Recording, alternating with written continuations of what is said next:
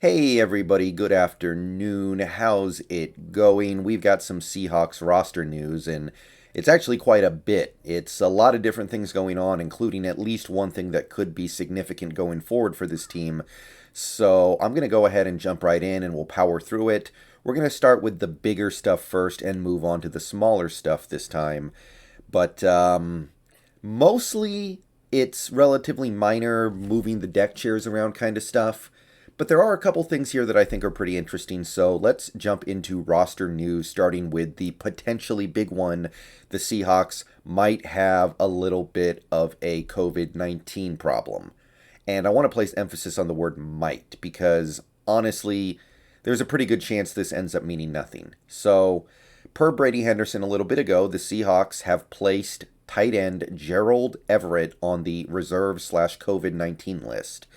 So, it is possible that Gerald Everett has COVID, and it is possible that Gerald Everett will miss some time while he recovers from COVID. Now, the good news is this team has done a pretty fantastic job reducing the potential risk when it comes to COVID. So there's actually a really good chance that Everett will be able to play against the 49ers. Brady Henderson would go on to explain what we can expect here. If a player is vaccinated, they can return after 2 negative tests 24 hours apart if they are asymptomatic. If they are unvaccinated, they must quarantine for 10 days. So basically, if Everett is unvaccinated, he will miss at least 2 games. If he is vaccinated, he has a chance to get back in the active roster circle by Friday. So we don't know for sure if Everett is vaccinated, but Pete Carroll said earlier this month that all but 2 Seahawks are vaccinated. So unless we are extremely unlucky and Gerald Everett is one of those 2 Seahawks, which is statistically unlikely, then it's probably a false positive and that he just needs to get 2 negative tests in the next 24 hours in order to be activated for the game. So statistically, there's a very good chance that he is vaccinated and is therefore going to be able to play. And we need him. We need all hands on deck. This is a season-saving game against the Niners. This is kind of the last chance, I think. 1-3, I don't think all but the most optimistic people will have much hope. So hopefully Everett clears his next 2 COVID tests. Okay, so that's the big one. We have to really hope that goes in our favor. But let's go through some other roster news, including some injury stuff. We have some good news and some bad news on the injury front. Dwayne Eskridge will be cleared to practice tomorrow and looks like he will play, so Eskridge looks like he will be back. Blair will practice today, looks like he will be back. Brandon Shell won't practice this week. That's not so good. That's a bad indication of his availability going forward. Rashad Penny also not going to return this week and is basically already being marked as out against the 49ers. Now, there's a little bit of silver lining there.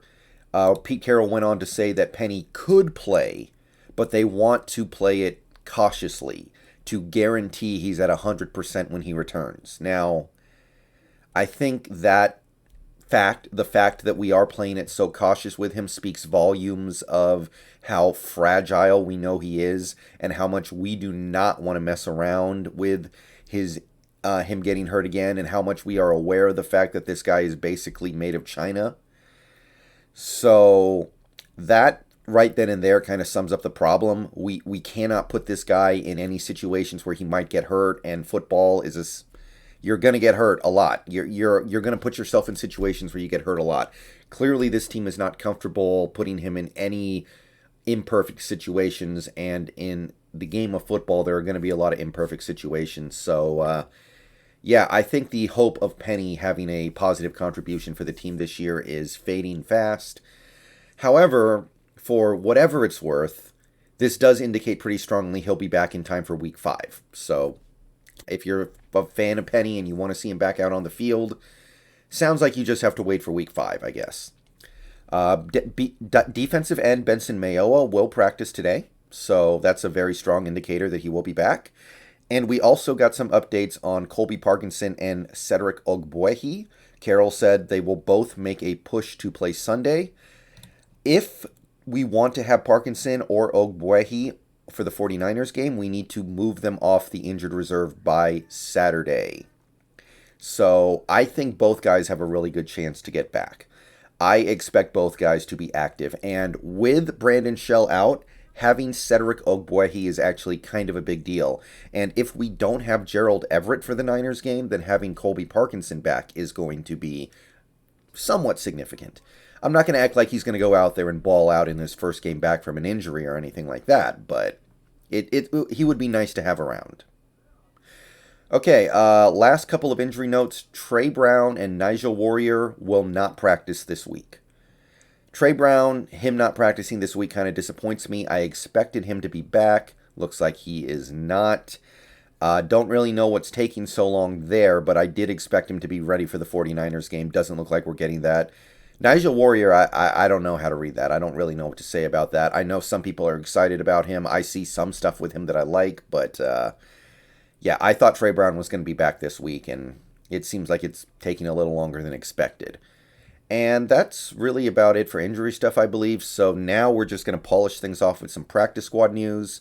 Interesting stuff here. Philip Dorsett is back on the Seahawks. Yeah, you know that guy we signed last year who we expected to contribute to the offense and he never played a snap?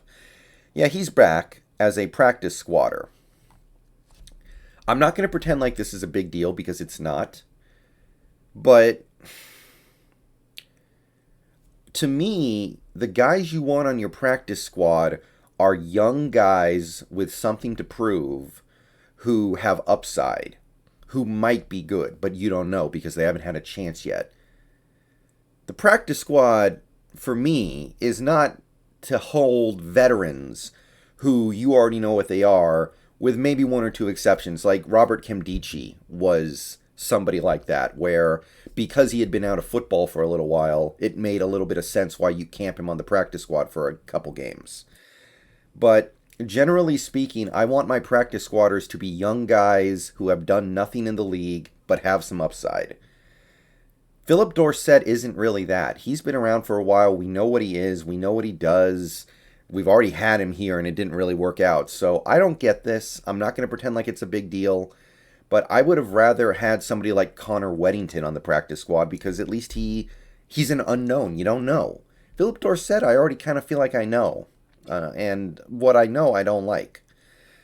Other than that, we also brought back Jake Luton on the practice squad. He has cleared waivers, and he is now our practice squad quarterback, which I like.